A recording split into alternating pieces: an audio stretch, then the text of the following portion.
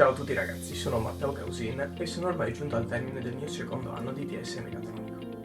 La mia scelta 2 anni fa è stata molto semplice, infatti ciò di cui avevo bisogno era di apprendere una disciplina per me molto interessante, che è la meccatronica, ma non volevo farlo solamente a livello teorico, e per questo l'ITS mi è stato di grande aiuto.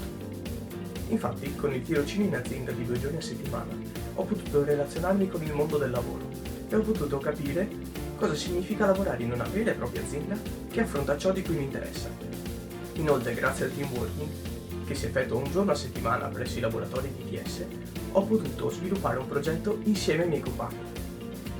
Se anche voi siete interessati a tutte queste cose, allora l'ITS Meccatronico di sicuro fa per voi.